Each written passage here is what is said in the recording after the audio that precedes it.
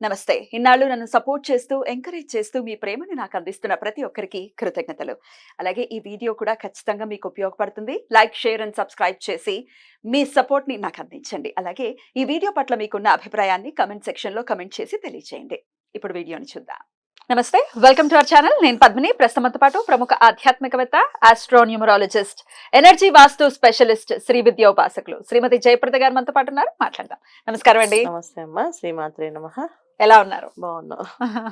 జయప్రద గారు, వారాల్లో పుట్టిన వాళ్ళు అంటే ఏ వారంలో పుట్టిన వాళ్ళు ఎలా ఉంటారు అని తెలుసుకోవాలని ఖచ్చితంగా చాలా కుతూహలంగా ఉంది. ఎందుకంటే చాలా అక్యురసీతో ఉంటుంది మీ ప్రిడిక్షన్ అనేది. ఖచ్చితంగా నమ్ముతాను నేను.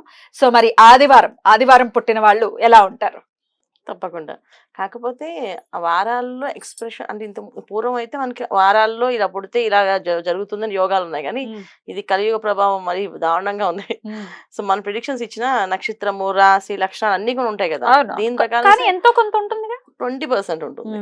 మరి కాకపోతే ఆదివారం పుడితే ఒక యోగం ఉంది, సోమవారం పుడితే ఒక యోగం ఉందని మన పురాణాల్లో ఉన్నాయి గనక మనం రైట్. మాట్లాడుకోవచ్చు. దాని గురించి రైట్. చెప్పొచ్చు. రైట్. సో, ఆదివారం పుట్టడం అంటే చాలా మంచి వాళ్ళు, ఓహ్! తెలివైన వాళ్ళు, 10 మందితోనే అల్లుకుని తిప్పేవాళ్ళు, 10 మందికి నడిపించే ఆదర్శంగా ఉండేవాళ్ళు. ఇలా ఒక ఆదివారం లీడర్‌షిప్ గురించి క్వాలిటీ లీడర్‌షిప్ ఉంటుందా? క్వాలిటీస్ చాలా ఎక్కువగా ఉంటాయి ఆదివారం రైట్. పుట్టిన వాళ్ళు. రైట్. కానీ ఇవాళ ఎలా ఉన్నారు? ఆదివారం పుట్టిన వాళ్ళు బద్ధకస్తులు, మాట వినకపోవడము, మారిపోయిందా? మారిపోయారు. అయ్యయ్యో! హ్మ్.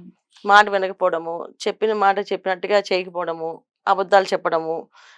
ఇంకా కావాలంటే అమ్మకి, నాన్నకి కావాలంటే కొన్ని విషయాలు చిలవలు, పొలవలు కథలు కథలు అల్లేసి ఏదో ఒక చేయడము. ఇలాంటి పనులు కూడా ఆదివారంలో పుట్టిన వాళ్ళు జరుగుతున్నాయి ఈ రోజుల్లో. కానీ మన పురాణంలో ఆదివారం అంటే ఒక యోగం ఉంది. సో, అది చాలా మంచి భానువారం అంటే అది యోగానికి, లీడర్‌షిప్ క్వాలిటీస్‌కి అన్నిటికి కూడా సూపర్‌గా పనిచేసే వారం అని చెప్పేసి. ఆ రోజు గాని కొడుకు పుడితే మీకు మంచిగా మంచి లీడర్‌షిప్ వాడు పుట్టాడు అంటే తల్లిదండ్రులు బాగా ప్రేమించేవాడు పుట్టాడు, తల్లిదండ్రులు బాగా చూసుకునేవాడు పుట్టాడు అని అనుకునేవాళ్ళు. ఇవాళ అలా ఉన్నాయా అంటే చెక్ చేసుకోవాలి. ఎందుకంటే అంది కంపల్సరీగా ఇలా జరుగుతుంది కాదు. ఇలా పుట్టితే ఇలా యోగం ఉంది. అయితే ఖచ్చితంగా ఆ యోగం కావాలంటే కొన్ని నియమాలు పాటిస్తే ఆ యోగం వస్తుంది. ఎట్లాంటి నియమాలు పాటించాలి? ఆ యోగం రావాలనే కదా. ఖచ్చితంగా. కాకపోతే చెప్పాలంటే మనం ఆలోచించాలి. కింద కామెంట్స్ ఏం పెడతారా అని ఎందుకు చెప్పేసి. మన మీరు శాస్త్రం ఏం చెప్తారు అదే చెప్తారు అదే కదా. చెప్తాం. మళ్ళీ వేరేదేం లేదు కదా.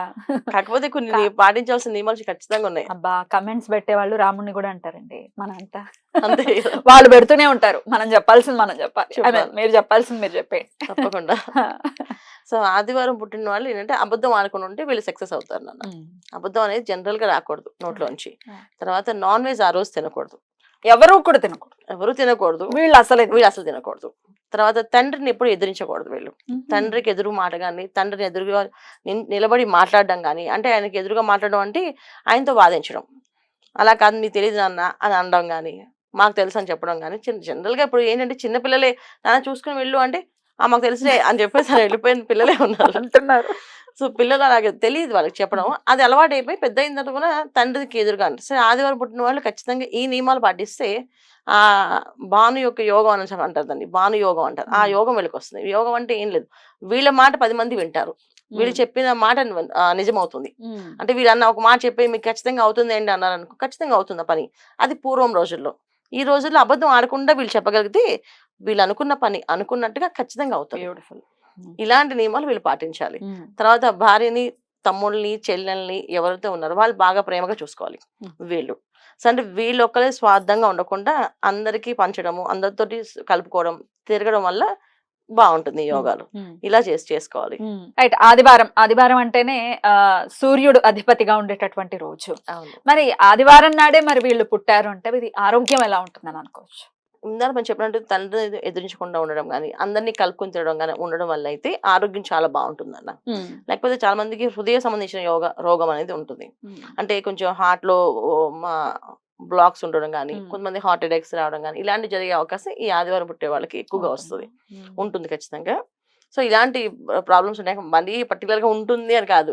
ఇవాళ జాతకం, లగ్నం అన్ని కొంచెం చూసుకోవచ్చు. ఓన్లీ మనం ఒక ఆదివారం పుడితే ఈ యోగాలు ఉన్నాయి, ఇలాగే ప్రాబ్లమ్స్ కూడా ఉన్నాయి, హెల్త్ ప్రాబ్లమ్స్ కూడా ఇలా వస్తాయని చెప్పేసి. తర్వాత కళ్ళకు సంబంధించిన ప్రాబ్లమ్స్ వస్తాయి వీళ్ళకి. సైట్ చాలా మంది చిన్నప్పుడే కొంతమంది బాగా సైట్ ఎక్కువగా ఉంటుంది. కొంతమందికి పెద్ద కొద్ది సైట్ తగ్గుతూ ఉంటుంది. కొంతమంది పెద్ద అయిన తర్వాత సైట్ వస్తుంది, అది తగ్గదు. సో, అలాంటి లక్షణాలు కూడా ఆరోగ్య సమస్యలు ఈ ఆదివారం రోజు.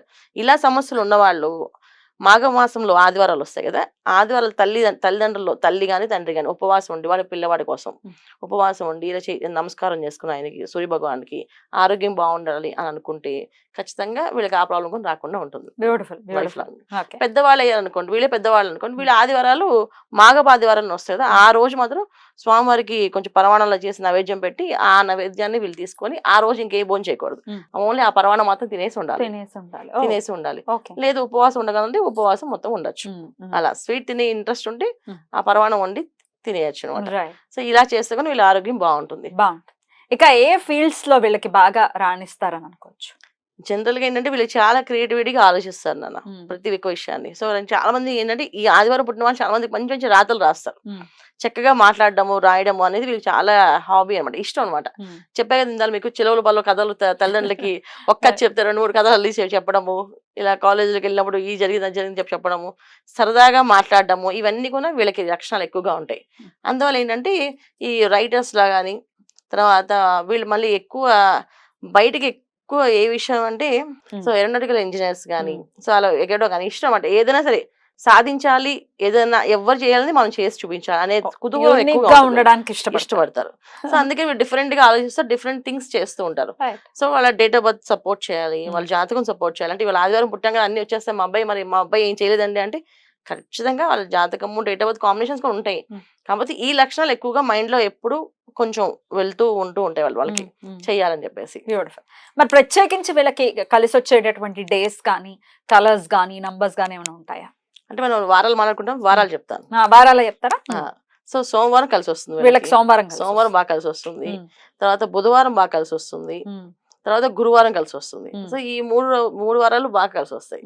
చక్కగా ఏ పని చేయాలనుకుంటే వీళ్ళు ఇంపార్టెంట్ పనుల మీద వెళ్ళినప్పుడు కానీ ఆ రోజు గురువారం పూట వెళ్తే వీళ్ళకి అన్ని పనులు విజయవంతం అవుతాయి. ఏదైనా ఇష్టపడే విషయాలు అంటే కొన్ని క్లాత్స్ కానీ బట్టలు కానీ కొనుక్కోవడం కానీ లేకపోతే బంగారం కొనుక్కోవడం కానీ అలాంటి సోమవారం వెళ్తే నచ్చినవి ఇష్టపడినవి వాళ్ళు అనుకున్నట్టు రీచ్ అయితే కొనుక్కునే అవకాశం ఎక్కువగా ఉంటుంది. సో సోమవారం కొనుక్కోవడానికి వెళ్ళాలి. ఏదైనా పని మీద వెళ్ళేటప్పుడు మాత్రం గురువారం వెళ్ళాలి. బుధవారం జనరల్ గా ప్రయాణాలకి బాగా కలిసి వస్తుంది వీళ్ళకి. ఏదైనా ప్రయాణం బయలుదేరుతున్నాం, ఏదైనా ఊరు వెళ్తున్నాం అంటే బుధవారం పూట ప్రయాణం చేస్తే ఆ లాభదాయంగా ఉంటుంది వాళ్ళకి ఆ ప్రయాణం. అలా చేయొచ్చు. బ్యూటిఫుల్. సో అలాగే ఇంక ఇంపార్టెంట్ పనులు అంటే ముఖ్యమైన కార్యాలు ఏవైనా ఉన్నాయి అవి చేయాలంటే అది శనివారం మాత్రం చేయకూడదు. వీళ్ళు చేయకుండా శనివారం చేయకుండా మిగతా రోజుల్లో చేసుకోవడం ఉత్తమం. లాభదాయంగా ఉంటుంది వాళ్ళకి ఆ ప్రయాణం. అలా చేయొచ్చు. బ్యూటిఫుల్. సో అలాగే ఇంక ఇంపార్టెంట్ పనులు అంటే ముఖ్యమైన కార్యాలు ఏవైనా ఉన్నాయి అవి చేయాలంటే అది శనివారం మాత్రం చేయకూడదు. వీళ్ళు చేయకుండా శనివారం చేయకుండా మిగతా రోజుల్లో చేసుకోవడం ఉత్తమం.